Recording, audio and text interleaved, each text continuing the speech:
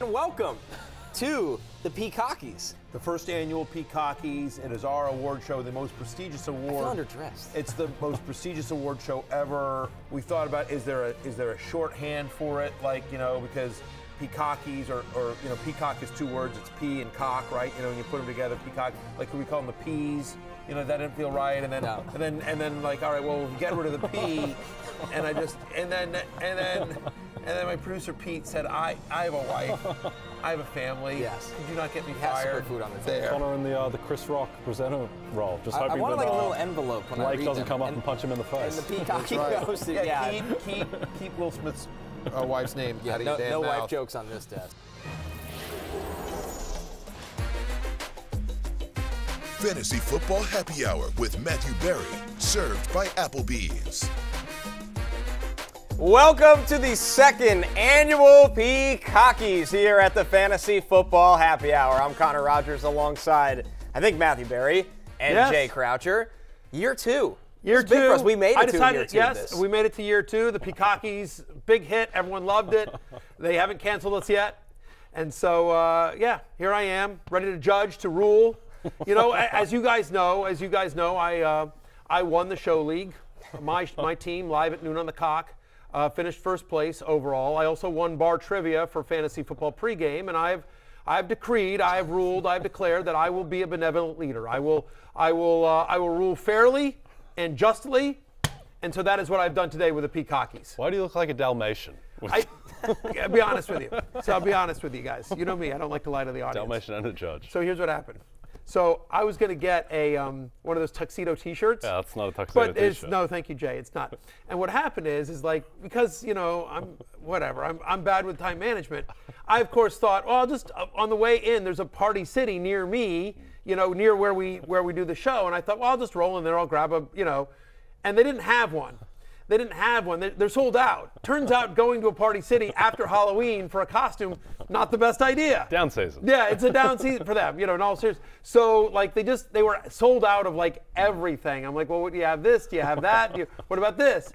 And they didn't, like, well, do you have a judge's robe? And they're like, no, but we have a judge's wig. And I was like, okay. And they're like, and then we got this king's robe. I got a king's robe. Really piecing it and together. there was a scepter, and so I sort of pieced it together.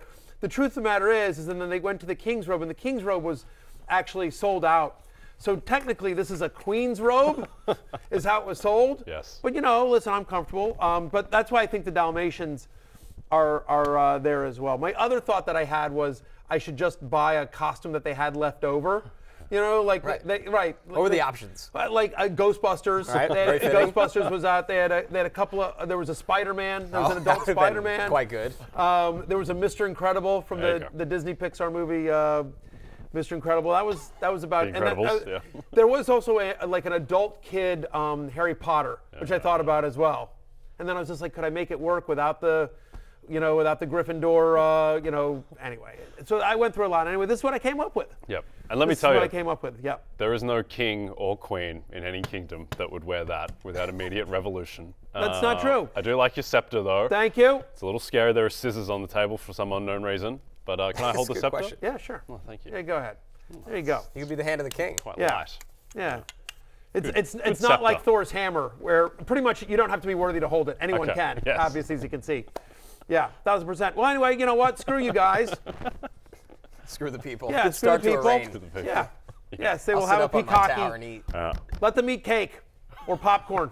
That's right. Let them eat popcorn. Let's them eat jump Dollaritas. right into it because we Let have them have Dollaritas. Dollaritas for everyone. We have a lot of Peacockys to give out, and starting with one that is one of the best, the Fantasy Game of the Year. And let's go to the Fantasy Game of the Year nominees. Jamar Chase in Week 5 with a 52-point performance against Arizona. Amari Cooper in Week 16 against the Texans with a 51.5-point performance. Devon H. Chan with a statement from the rookie in Week 3 against Denver with over 51 points. DJ Moore against the Commanders, Matthew Berry, in Week 5 with a 49-point performance, 230 receiving yards. Finally, Christian McCaffrey against the Cardinals, who came up on this list more than once, with a 48.7-point performance for Run CMC. Yeah, you know, I'll speak about Jamar Chase's game. What was exciting about that very quickly was that was the first game we were like, okay, they're back. Because they had struggled early in the year with Joe Burrow and everything like that. And so finally, Jamar Chase with that huge game against Arizona, you're like, yes, he's back. Joe Burrow's back. Yes, the Bengals are back. Yep. Amari Cooper's game, given the timing in Week 16, was epic.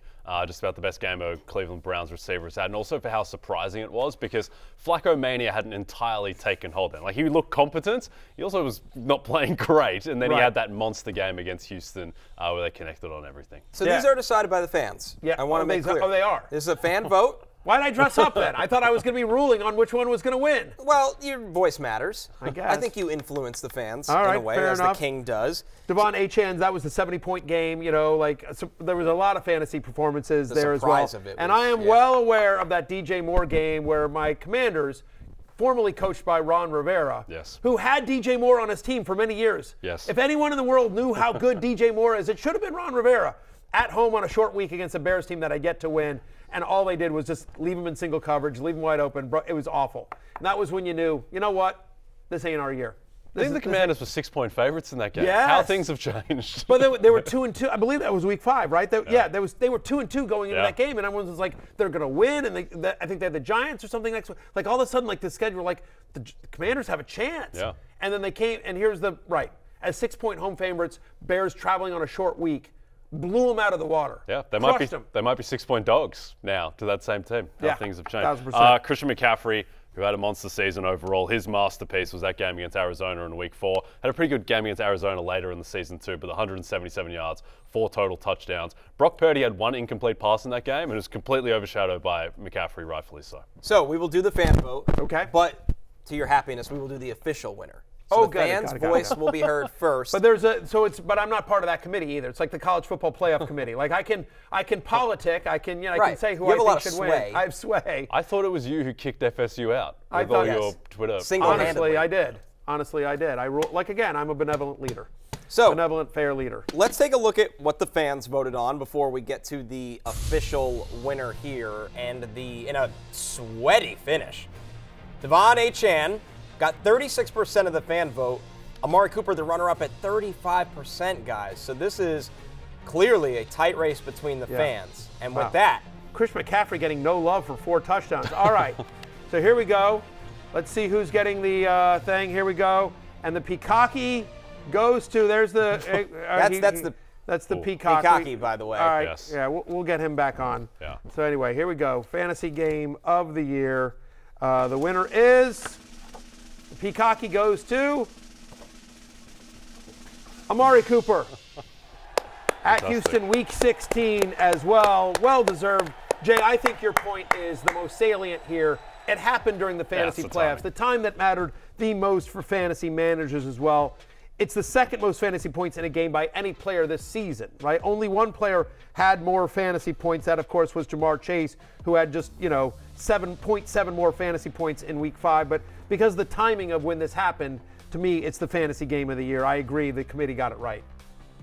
All right. And with that, congrats to Amari Cooper, our first winner today of the Peacockys. Worth noting, by the way, the Texans will have a chance to get revenge on Amari Cooper this Saturday at 4:30 on NBC and Peacock as Wild Card Weekend starts off. By the way, yours truly will be on the sideline. There you go. Probably not wearing this. No, you should try it. I'll think about this. Just do it. I'll think about that. So we'll see. But anyway, we'll be in Houston. Excited for that very first game, Texans Browns. That'll be a good one. Yeah, will be. Our second award, Best Value Pick, and the nominees are Raheem Mostert.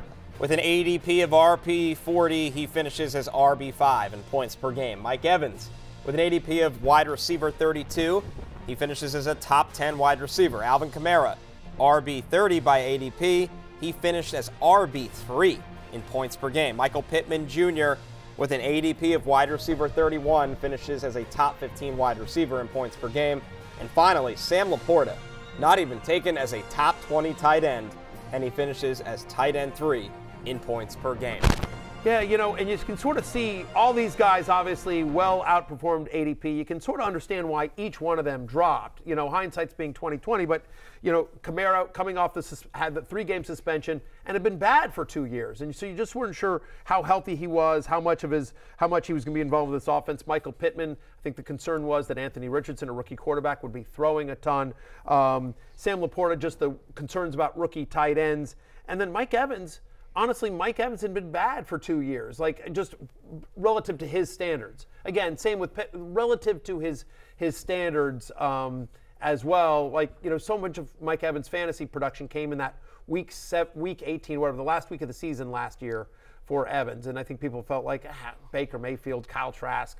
I think that's the thing, is that everyone just thought that the Tampa Bay offense would be completely submarined by the quarterback situation. Meanwhile, Baker statistically outperformed Tom Brady last year. He's actually an upgrade in some ways on Tom Brady. And so Mike Evans, it was kind of the quietest top 8 wide receiver season you'll ever see. So I don't think a lot of people paid attention to it, but he was incredible, started hot, and then also had some great games down the stretch. Yeah, and then of course, same with Michael Pittman. I think the lesson here is in terms of Evans and Pittman, like when you know there's going to be volume there, regardless of the quarterback play, like volume is volume. I think, again, like Pittman was putting up points with Richardson too, even before Minshew took over after the injury as well. And I think between Laporta and, you know, Trey McBride, young player, not a rookie, but, you know, we've seen now rookie tight end suddenly make an impact as well. Dalton Kincaid, another one as well. Mostert, of course, just people, it was a 3-headed monster. People just didn't want to piece the Miami backfield. I think Mostert is a good reminder as well that you just want to buy shares of what you're very confident is going to be an elite offense. Everyone knew that offense would be a monster. We just didn't know who was going to get the volume in it, but Mostert did, and as a result, he's a top 5 running back. Let's take a look at the fan vote for best value pick before we get to the official winner. And the fans, by a wide margin, vote for Raheem Mostert at 61%. The closest runner-up is Sam Laporta at 26%. All right, now let's see who the official Peacocky goes to. Come on out here, Peacocky. This is Peacocky. Hey, come here, turn around here. Like, look at camera 1 for me. Let's get a shot of this.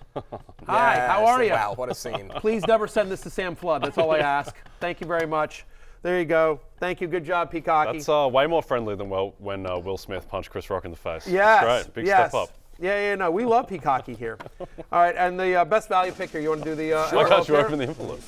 Yeah, it's not the winner of best value pick is Raheem Mostert. Raheem got Dream. much of the fan votes as well. A much-earned Peacocky for Raheem Mostert. What a season it was. Yep, that's a runaway. That's like Heath Ledger winning for the Joker. Yeah, I mean, no-brainer here. The fans got it right as well. Tied for the most touchdowns scored this season with 21.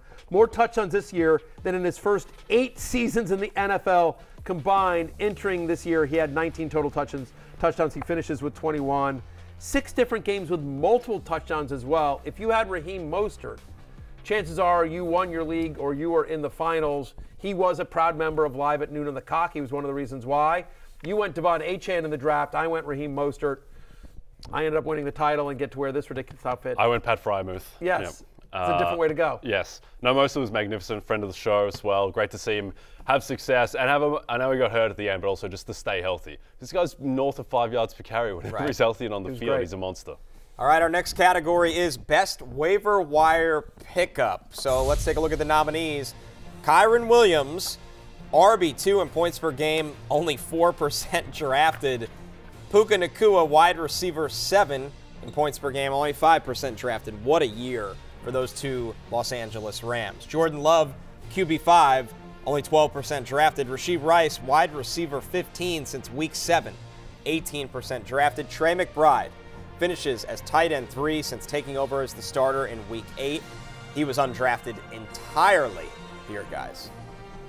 Well, I mean, the 2 Rams to me are the big story. And the Rams have been such a story of the season as well, which I think has gotten a little bit overshadowed by the success that the Texans have had, for instance. But people came into the season thinking that the Rams might have the worst record in football. They were in that discussion. They were huge dogs to beat Seattle in week 1, and the fact that Puka Nacua did what he did coming out of nowhere. He'll come second in Offensive Rookie of the Year. Kyron Williams is going to get drafted as a top 5 running back when we thought that Cam Akers was the guy there. And we also thought that, well, if it's not Cam Akers, it might be like Ronnie Rivers or someone else. Now Kyron Williams just comes in and finishes the season RB2 in points per game, which is incredible. So he would be my pick. Yeah, I mean, listen, it makes a ton of sense, obviously. Like, that's the shocking thing is like, I think people were shocked. Why is Sean McVay going back to this? Yep. Why did Sean McVay take $20 million or whatever was being offered, rumored, and go call games on Amazon, enjoy a Super Bowl ring, and, Matthew Stafford with a bad back? Why are you coming back to this bad rebuilding team? And listen, the joke's on all of us that doubted the Rams because they're in the playoffs now with a real shot to play to beat the Lions. Yep. Like, that's a great game, and that'll, of course, be on Sunday night on NBC and Peacock. I'm a company man. Kyron Williams, I think that we thought there would be volume there, cheap volume on the Rams, but we all thought it was going to be Cam Akers, who'd had this sort of weird up and down year, but came back and it looked like he was going to be the guy. And then not only do they the first game of the season, you're like, Kyron Williams got like some of the goal line work, got some of the red zone work. It was, Akers got some work. And then by week 2, you were like, oh, yep, it is, Cam Akers is not long for this team, and that's what ended up happening. The other shocking thing to me about Kyron Williams was, like, for a guy that small, for him to get the kind of workload he continually did and, for the most part, stayed healthy this year. Yep. What was Cam Akers, like 22 carries for 29 yards in that first game, which they won against the Seahawks. And Connor, I think, a big underrated story of the season, why Kyron Williams is so effective, why Puka Nacua is so effective, is that we thought going into the year that the Rams might have the worst O-line in football. Like, they're right there with the Titans. And that actually became a perfectly good unit, and that just elevated that entire offense. It really did. They drafted Steve Avila. They have great coaching. They have a great run scheme, and they're going to have a chance now with draft picks this year to even build that offensive line up more. I think people were surprised about Puka Nacua. And, I mean, we talked about him in the preseason. Hey, I know the Rams like him. He's having a strong camp. But I would be lying if I said I predicted anything close to this. He was just one of those guys like, hey, you should grab him and stash him on the end of your bench because I think he might be usable at some point because I know they like him. Like, that was the advice that I gave in the preseason on Puka Nacua. He winds up as the 7th best wide receiver in fantasy on a points per game basis. While Cooper Kupp was being productive, that was the other thing that was kind of a learning thing, was that, yes, this offense can still support 2 fantasy relevant pass catchers here. Want to quickly mention Jordan Love. Yep. Like, I mean, at first, it was just it was fluky fantasy production. He didn't look good. And then over the second half of the year, it was legit fantasy production, along with, oh, yeah, this guy's an NFL quarterback. This guy is a legit NFL quarterback. And again, he also led the Packers to the playoffs. Statistically, by a lot of measures, we talked about this yesterday, Jordan Love was the 5th best quarterback in the entire NFL, as well as being the 5th best fantasy quarterback on a points per game basis. I mean, he did this, to your point, with David Bakhtiari goes down. It's a revolving door at receiver. Oh, yeah, no continuity with Christian Watson. So super impressive from Jordan Love. Also super impressive from Rashee Rice, who just showed flashes the first half of the season. We're always wondering, is it finally going to happen? Why don't they throw it to him more? And they started throwing it to him more, and all of a sudden he's developed into a weapon that, could be the difference between Kansas City going to the Super Bowl or not. He was fantastic the second half. Since week 7, he was the 15th best wide receiver in fantasy football. And if the Chiefs do anything in the playoffs, because it's been a tough road for Kelsey. It's going to be Rashee Rice and Isaiah Pacheco that make that offense go. And then finally, Trey McBride. Once Zach Ertz got hurt and Trey McBride took over as a starter in week 6, he was the 3rd best tight end in fantasy on a team that didn't have, a great season NFL-wise. There was actually a lot of fantasy production. James Conner was great. Kyler was great when he came back as well. And then, of course, Trey McBride, who I think is probably a top 5 fantasy tight end next year, even with Kelsey back, even with Andrews back. But, Trey McBride was somebody that, just week in, week out, just massive volume. And one guy I would just want to mention here, because there's a couple of guys that could have made this list as nominees, but how about Zach Moss, who's another guy that, everyone's like, oh, it's Jonathan Taylor, but then he was, and people weren't sure, is it going to be like Deion Jackson week 1? Because Zach Moss was hurt coming into the year. So Zach Moss was just picked up after, either once Jonathan Taylor was placed on IR, or after week 1 when Deion Jackson does nothing. And, for the first 6 weeks of the season, Zach Moss was awesome. Yeah. He had some moments there later in the season too when JT was hurt. A lot of these waiver wire pickups, these guys, they lasted the whole year, but there were moments like Josh Dobbs was a really important waiver wire pickup for people. He won people weeks. Zach Moss as well. He won people weeks for a large stretch of the season. So we forget about them because they tailed off and they didn't end the season, but they were fantastic. Tank Dell was drafted late in a lot of leagues, but he also wasn't. There are definitely some leagues where Tank Dell was picked up as well. I'm surprised we didn't get a nominee for, I guess, Tajay Spears, I think it's because he never actually got picked up. Never got picked up. Right. Just kept telling he was people just he was just. If we had an award for a guy that stayed on the waiver wire for the longest, maybe it would be Tajay Spears. Like we begged people. And, best non-rostered player goes to Tajay Spears. Let's take a look at the fan vote for best waiver wire pickup this season. Kyron Williams with a big share of the fan vote, 57%, followed by Puka Nacua at 36%. Not much fan vote for the other three guys. Not a big surprise here. Trey McBride not getting more of a vote. I mean, again, it's so hard to find valuable tight ends in fantasy, period, and then just to find one sitting on the waiver wire. And McBride was so consistent week in, week out. It wasn't like just a couple of spike weeks. Like he just got massive volume. But all right, Peacocky, come on out. Waddle on out here. Flume. What is it when Peacocky, they flume? What do they do? What's it called there? Australian band. Thanks, brother. There you go.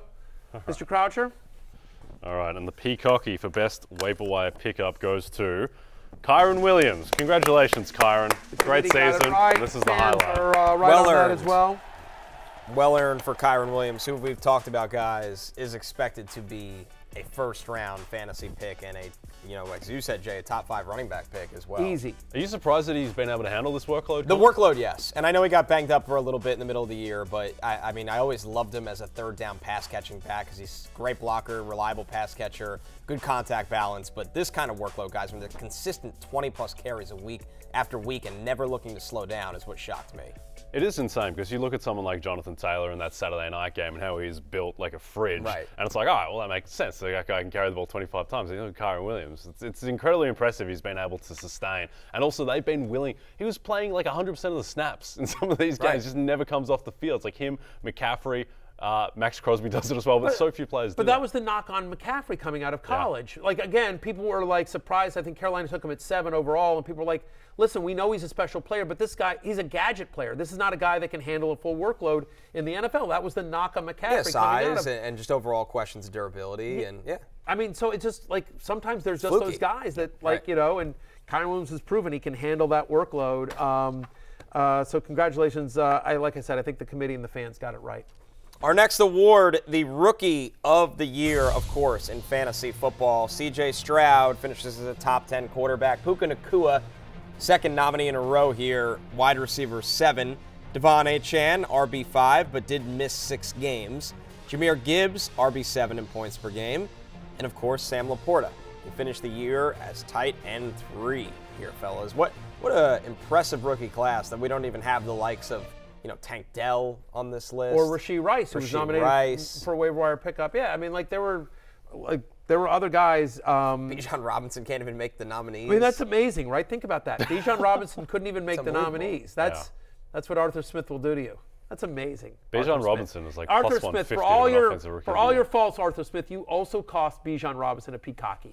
For the love of God. A nominee. Not even nominated. And by the way, I don't have an argument with that. Like, I sort of like. Got no case. With this list? Bijan Robinson was, relative to draft position, Bijan Robinson was a disappointment. Rashee Rice is over Bijan relative to ADP, I think. Same with Tank Dell. If Tank Dell doesn't get hurt, Tank Dell might win this award. Jaden Reed, another guy. Jaden Reed was great. A lot of great, potential here. We forget with C.J. Stroud that no one expected him to be this at all. The Texans were projected to be the worst team in the AFC, and that was largely because they had a rookie quarterback behind a bad offensive line with, at the time, it looked like not that many great skill position players. That changed pretty quickly, but Stroud, an absolute monster, and I think he reminded everyone clearly what he is on Saturday night. If there was a rookie quarterback, everyone was thinking it would be Anthony Richardson, which, by the way, if he had not gotten hurt, I think he's definitely a nominee.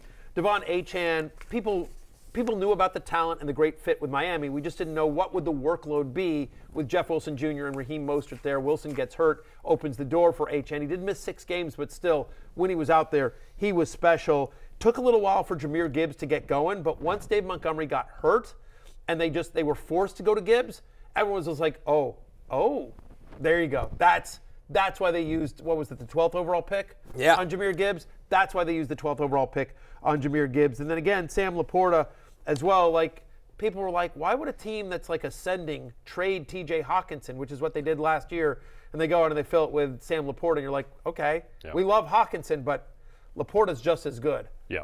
Achane is in a way the most memorable, even if he's probably not the right winner for this award, just because the way that he, particularly in the Broncos game, but then also other runs that he had where just the visual sensation of watching that guy, It reminds me of, like, remember that playoff game that Colin Kaepernick had against the Packers where he runs for like 100? It's like, what sport is he playing? It's like with A-Chan, like, what game is this? This doesn't look like football. He's like gliding along the field, but he was magnificent and great that he is in position to have a good playoff. The other, another game that reminds me. Do you remember the Michael Vick Monday night game against Washington? I remember. I was actually in the stadium for that game. I flew down to Washington to watch them play. Chip Kelly's tempo. Yeah, exactly. I mean, and Michael Vick, like one of the first plays from scrimmage was like a 90-yard bomb. Deshaun Jackson. Deshaun Jackson, and then like he was running all over the field. I think he had 6 touchdowns that game. Like, just Michael. That was another one where you were just like, he's a video game. Like he's playing a different speed than everyone else. They're snapping the ball with like 30 on the play clock. Yeah. Incredible. Yeah.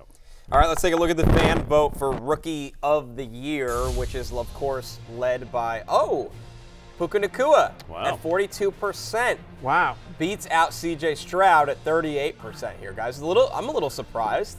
I knew these would be the top 2, but I'm actually shocked that Stroud gets that much of the fan vote. Again, like NFL-wise. Yeah. Right. NFL-wise. This is fantasy-wise. But fantasy-wise, again, in one quarterback leagues where Stroud was quarterback 9, exceeded expectations, but, it was like a borderline QB1. He missed a couple of games as well. Like, just because of the it's so hard to find elite running backs. So Gibbs and A-Chan, who went much later in drafts, even Laporta, again, getting that kind of production out of a rookie tight end who was drafted outside the top 10 at the position to finish as tight end 3 in fantasy. I'm surprised Stroud got that much of the fan vote. But let's see what the official committee end up. Thank you, Peacocky. Good job. Is it hot in there? Yeah, you're nodding off camera. Good job. A lot of people. Yes. Peacocky's not necessarily used to being on TV.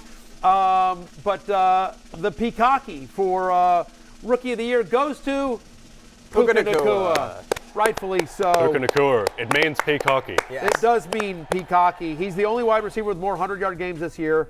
The only wide receivers with more 100-yard games than Puka Nacua this year: CeeDee Lamb, Tyreek Hill, and Amon-Ra St. Brown. Pretty good company to be in. 4th most receiving yards in the NFL this season, period. He had over 100 receiving yards in 3 of his first 4 career games, and obviously set the rookie record for receptions and receiving yards. He is literally in the NFL record books, Jay Croucher. Yeah, he's been a monster. In any other season, he would be your offensive Rookie of the Year. And I think he's the clear choice over Stroud because, 1, he peaked at the end of the season, which is the right time for the fantasy playoffs. And Stroud, as amazing as a year as he had, and you brought it up, but I mean, week 14 to 17, he effectively did nothing because he was either hurt or had that tough game against the Jets. It's not to diminish his season, but fantasy-wise, I mean, Puka Nacua had more receiving yards than A.J. Brown and Jamar Chase. Like, it's insane what he did.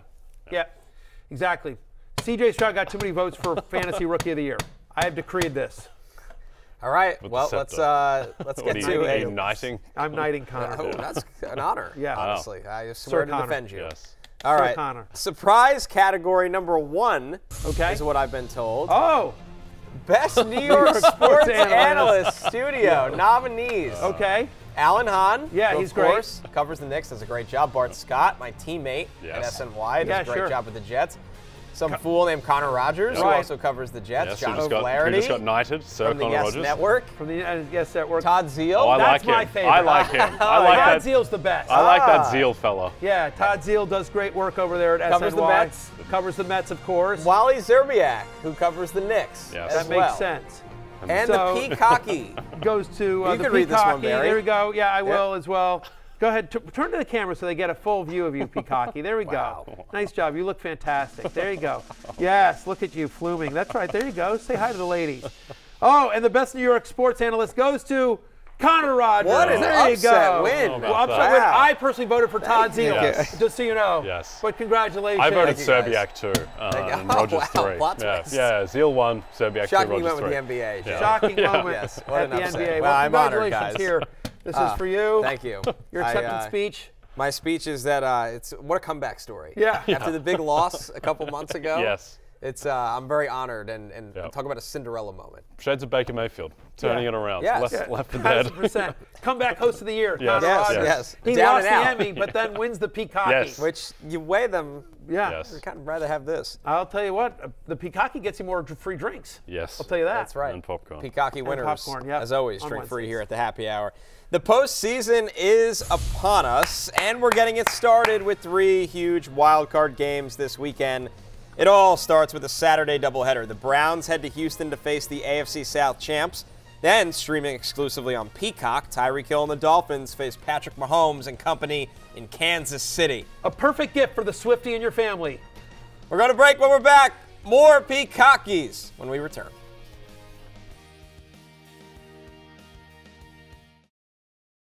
Welcome back to the second annual Peacockys. Jay, I'll let you take this one away. Best Heathmont College alumnus.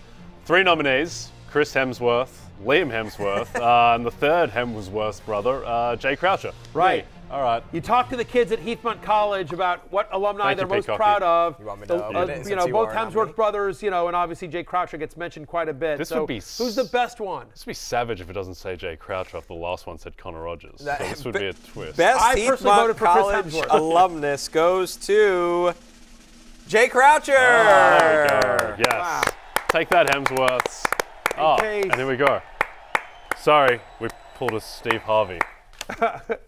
It actually goes to Thor. Oh, No, that's the correct answer, Wow. by the way. That's it. There you Shades go. of There you La La go. Land, That- Moonlight. that Yeah, is- this is unbelievable. Yeah, This exactly. is a Steve That's all right. Harvey. Well, right, they you're are- the new Steve Harvey. Yeah. 100%.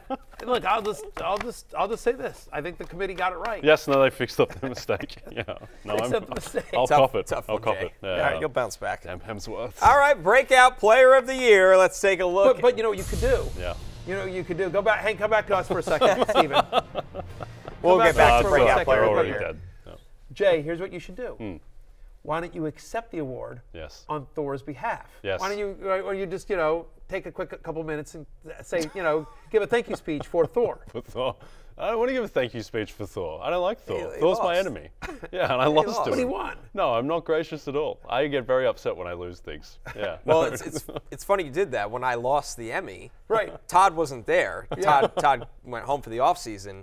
So one of my teammates at SMY had to go up and accept the award. Oh, wow. But I'm glad they didn't ask me to do it Yes. because I lost. Yes, that would have been awkward. So this is a very similar situation. very similar. Would you like to accept the award for Thor? No, not really.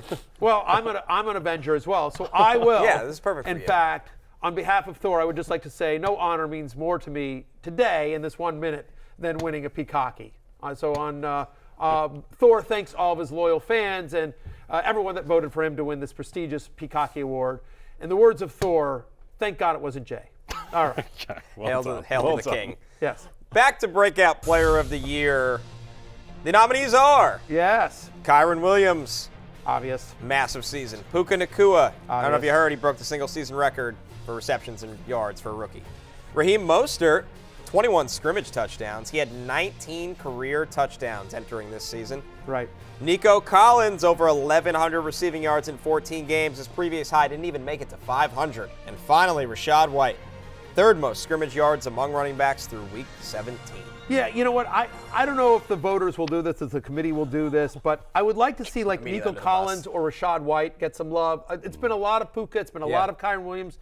My guess is that they'll go with one of those. They're kind of the sexy, obvious names here, but Yes. it would Very be nice to Oppenheimer honor right the now. Buccaneers offense, the kind of year, very underrated year that Rashad White had, very underrated year that Nico Collins had, because it was all about Tank Dell and then C.J. Stroud, but Nico Collins has become a legit wide receiver 1 in fantasy, and I think he'll be drafted inside the top 20, 25 overall next year. I don't think you get out of the third round next year without Nico Collins going off the board in most drafts. Feels like he's got upside to come as well, Yeah. because that offense should get better. They might stop running the ball on 1st and 10 every single time as well, which would be handy. So no, he and Rashad White, they are the two more art house choices, a bit more kind of blockbuster. They're the Jay Crouchers. Yes, compared they're the to the Hemsworths, Thors. yes. They're the Hemsworths That's of true. the world. Yeah, no, I am Rashad White. Let's take a look at the fans' vote before announcing the official winner, and the fans are siding with, of course, Kyron Williams. yeah. Puka Poor- Nacua. poor Kyron Rashad Williams takes White. 35%.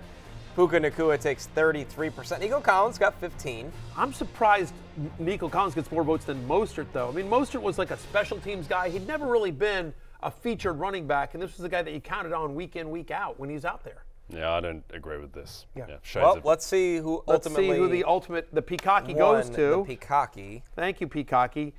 Here we go. Breakout Connor? Player of the Year officially goes to Kyron Williams, a very Oppenheimer Very true. Yeah. run for Kyron Williams. Oppenheimer's way listen, better than Kyron Williams. I mean, but Kyron Williams did. I mean, like, he was a backup on a team that we thought was going to be bad, and he finishes the year as the number 2 running back in fantasy. He was the number 2 running back on points per game in the final seven games of the regular season.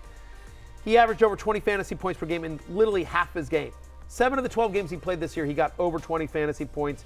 He's the first Rams running back to have over 1,000 yards rushing since Todd Gurley in 2018 as well. He was just, I mean, you know, he was hurt for a little while, which is the only thing that you could sort of ding him about. But like, my way too early top 50 rankings are out, and like, I have Kyron Williams as a top 5 fantasy running back next year. Like, you're obviously taking McCaffrey ahead of him. I think you can make an argument for Breece Hall over him, which I have, and I think you could make an argument for Jonathan Taylor over him, but hard to argue anyone else over Kyron Williams based on the year he just had. Yep, absolutely. And that offensive line is in place. Stafford will be back. Cup, Nakua on the outside. I mean, it should be, again. McVay's going to be back, right? Yep, it should be a top 5 offense. All right, our next category is biggest bust across fantasy football, the toughest Peacocky. Nobody wants to come home with this one. The Razzie. Austin Eckler, ADP was RB2, finished outside the top 20 running backs. Tony Pollard, ADP was RB6, finished outside the top 20 running backs. Bijan Robinson was drafted very early as a top 5 back, finished as RB19 in points per game. T. Higgins, ADP of wide receiver 14, he finished as wide receiver 40. Travis Kelce, our final one, of course, the first tight end taken, a mid-of-first-round pick. 6 other tight ends finished within 2 points per game of Kelce. Kelce had a nice year, but the argument for taking a tight end in the first round is that he's going to be so much better than every other tight end, and he just wasn't. Like, he was a very good fantasy tight end, but so was Sam Laporta, so was TJ Hawkinson, so was Mark Andrews while he was healthy, so was George Kittle for a lot of the year, so was Trey McBride when he took over. Like, that's the reason for Kelce being on the list as well. Higgins started slow, got hurt, that whole offense. It was just a tough year for the Bengals. You know, Bijan Robinson, the other thing about Bijan Robinson is that Bijan Robinson, not only did he not live up to the billing, but he absolutely killed you in the first round of the playoffs. You know, I have a team that was number 1, and I was in a 16-team league, and Bijan was my first-round pick, like at, you know, pick 14 in the first round or whatever, and I lost in the first round of the playoffs despite being the number 1 seed because whatever, Bijan got less than a full point in that Week 15 game. Not to mention, by the way, don't you remember the game that Arthur Smith got fined for? Yes. The migraine game or whatever, where no one knew that he wasn't going to play, and so he got a 0 there. So just, you know, Bijan hurt you in a number of ways. Yep. And none of it's his fault. No, and he closed the season better than that middle stretch of the year, and I think he's clearly going to be a top 10 running back next year when he goes in drafts, and he should be, and you would expect it's only up for Bijan given the talent is undeniable. Some of these other guys, my choice here would be Tony Pollard, just given that I thought there was a chance that he could be the number 1 overall player in fantasy, and he doesn't get hurt, and he's on an elite offense where his quarterback has an MVP caliber season, and he finishes outside the top 20 for running backs on points per game. That's insane. I didn't think that was possible. Yeah, because like you think about Eckler, but you know, Eckler got hurt to start the season, and then the whole season just went down the tubes for the Chargers. Like, Herbert got hurt, Keenan Allen misses time, they lose Mike Williams in the middle of the season. Like, it was, you know, and then they ultimately lose Herbert for the year. It just, the whole thing was just a disaster. Obviously, Brandon Staley gets fired midway through the year as well. So it was the Chargers, it was a lost year for that whole team. But for the Cowboys, where everything went right, and Tony Pollard stayed healthy all year, for him not to produce on an offense that produced in every other facet, and it's not like he lost his job. Tony Pollard got opportunities, just didn't do much with them. So I'm with you, Jay. That would be my choice. Let's see what the fans did here. As we take a look at the fan vote for biggest bust, Austin Eckler leads the pack with 55%. Oh, come on. That's of the guys. Vote. Harsh crowd. Eckler's one of us. Eckler's a fantasy manager, too. Like, I don't agree with this. I don't agree with this as well. Eckler wasn't up to his usual standards as well, but, like, again, I think he was hurt, and yeah. Okay, the fans got it wrong. Let's see if the committee actually got it right. Thank you, Peacocky. Good job. There you go. I like the praying motion here. All right. The Peacocky for biggest bust goes to Tony Pollard. There we go. There you go. Good job, the committee got it right. Yes. The committee got it right. What's wrong with you fans? fans? Want Florida State, but no. The committee got it right, ultimately. Yeah. Jalen Milroe gets in? Yeah, 1,000%. Tony Pollard, Look, he had 71 red zone touches this year. 71, Jay. Yeah, that's He a lot. scored only 5 touchdowns on those touches. Under 80 rushing yards in every game this year except one. Single-digit fantasy points in every single round of the fantasy playoffs as well. Weeks 15 through 17, he averaged just 6.3 fantasy points per game. He is clearly the fantasy bust of the year. Tough scene watching him just get stuffed with the line over and over again. Yeah. Yeah. And look, some of it was, I don't think the O-line was as good as a run blocking unit this year. And also, but Pollard, like, he left plays on the table. Think about that pass over the middle he dropped against Detroit a couple of weeks ago that he could have taken 60 yards to the house. Tough year for Tony Pollard. Hopefully he is better off of the broken leg and with another year. Right, but the thing of it is that when you think about all those red zone touches that he got, Yeah.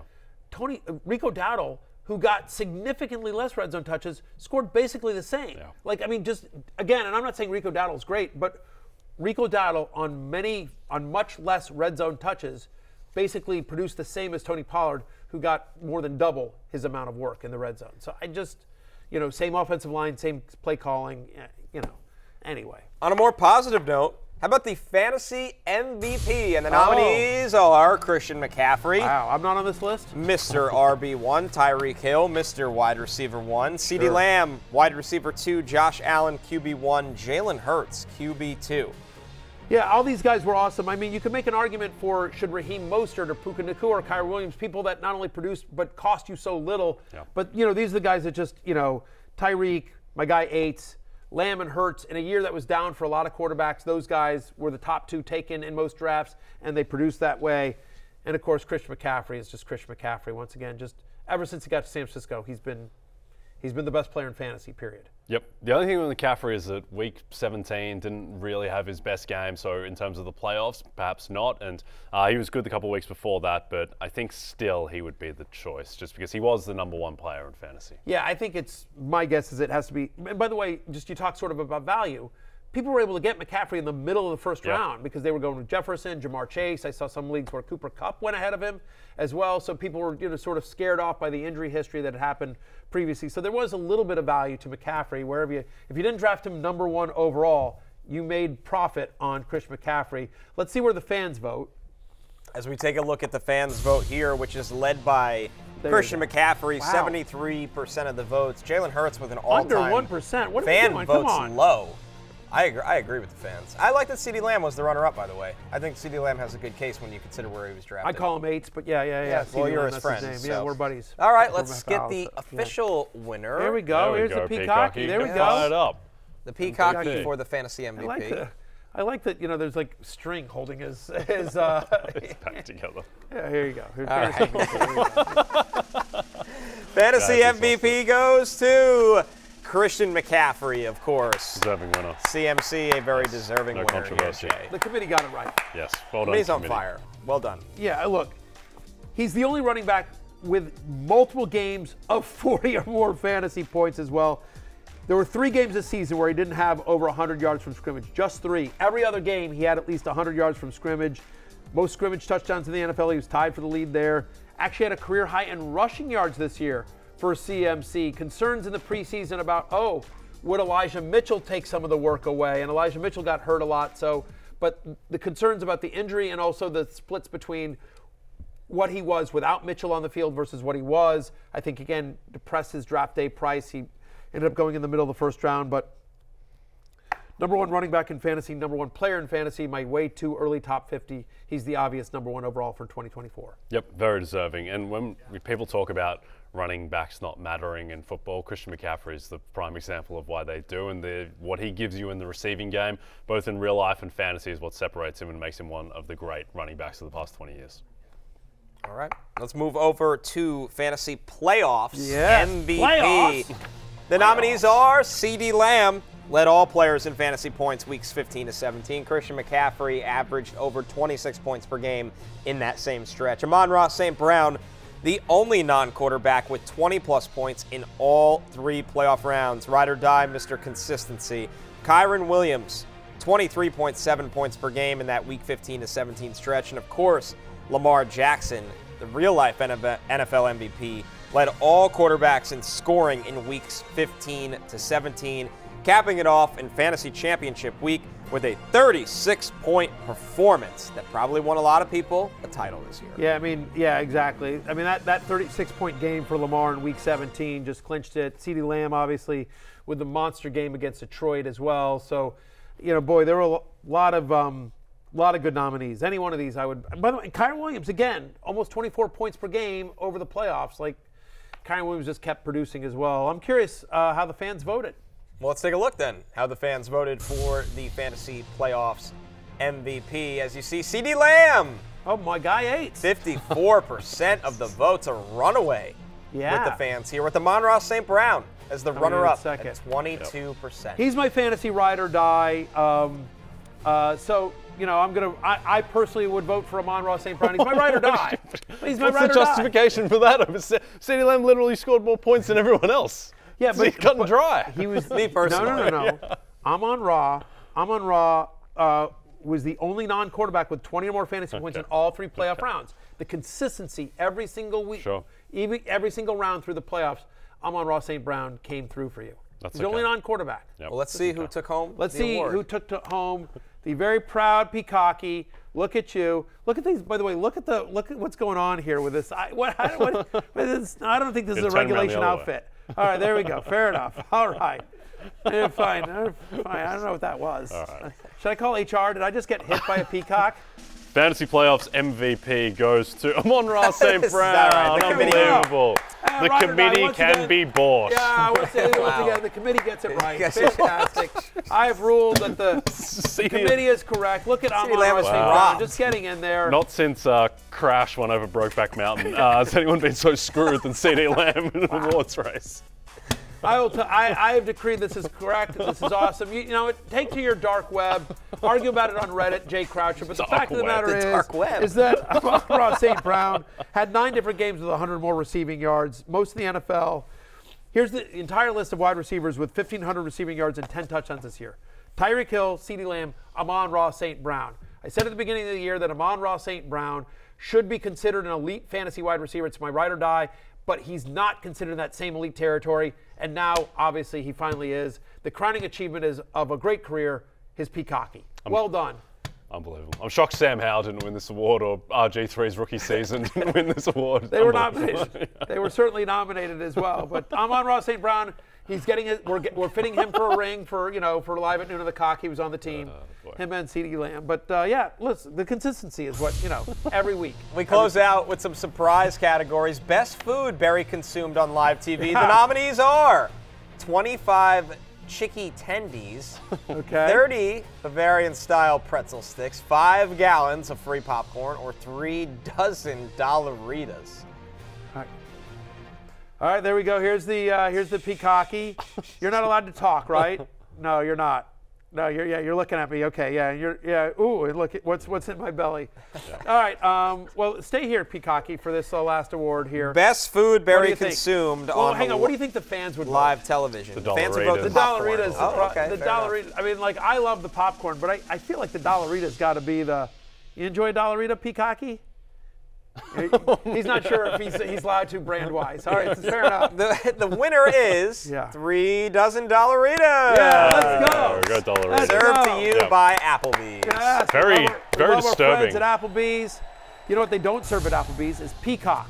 That's right. You could walk in there, say, "Oh, this is my favorite category." Most thrown under the bus this season. The nominees are producer Adam, Penn State Blake, producer Pete. Backup producer Pete. Stupid Dev. Yeah, our graphics guy. Stupid Dev. Producer Damien. Yeah. Producer Steven. Our main producer Steven. Dan in Mexico. Yep. And our final nominee is Party City. That's right. Well, this is why I'm wearing this ridiculous outfit. Producer Adam, of course, that's alternate producer Adam. That's Who Penn do you State think Blake. this is? Penn State. We should Come do here, votes on Blake. this. Get on Hang now. on. Yeah. Penn State Blake, come on out here, see if it's you. This is Penn State Blake, who's our had a tough researcher. year. Penn State Blake had a tough year. I mean, He had a Stupid tough year, Dev. too. Stupid Dev had a pretty tough year as well. Dev had a lot of His name is airtime. literally Stupid Dev. Yes. Dev had a lot of All right, airtime. most thrown under the bus this season. The Peacocky goes to Penn State Blake. Congrats, Penn State Blake. Well earned. Well Congratulations. What a great achievement. Man, What a great achievement. the Academy really nailed that And let's one. just say that anything that I got wrong on the show the entire year is the entire fault of Penn State Blake and faulty research. Blame him, Blake Friedman. Here you go. Your Eagles are going to lose in the first round of the playoffs, too. Go Eagles. Yeah. Very close to the season. Probably. For the There Eagles. you go. There we go. All right, At thank least you, the Penn. Flyers There you showed their go. best prospect in the last 3 Keep decades. running, and there's a bus that's coming by in a couple minutes there. Just We'll run be in back. towards it. Some bets coming your way.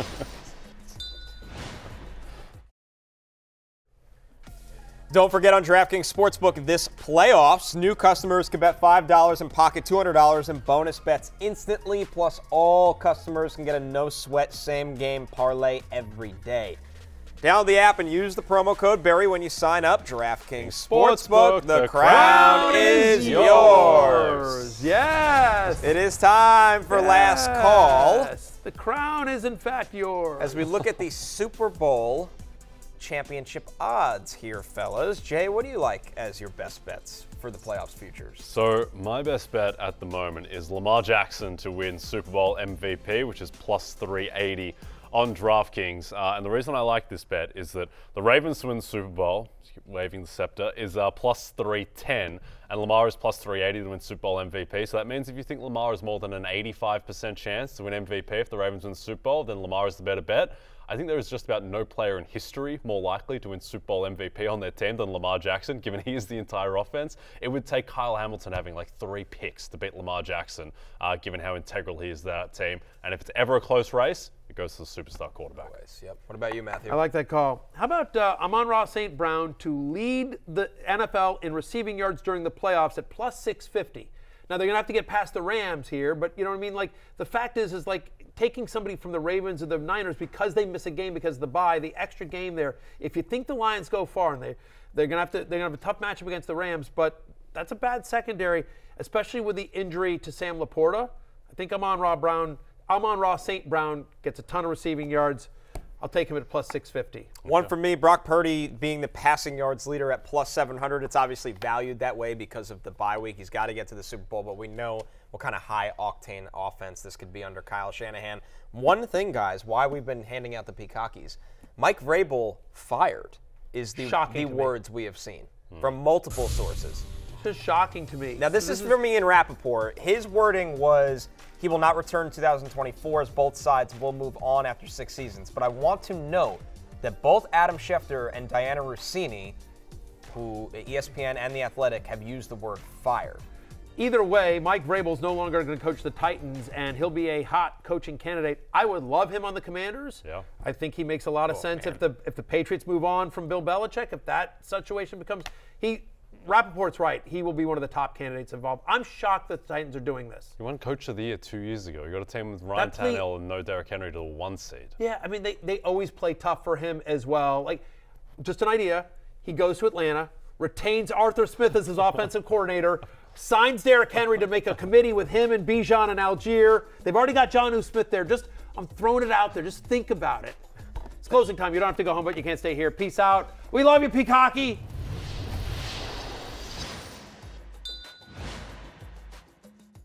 Hey, it's Matthew Berry from NBCSports.com and RotorWorld.com, and I want to thank you so much for watching whatever it is you just watched, or if nothing else, being too lazy to click out of the autoplay after this video started, after whatever it is you actually wanted to watch finished.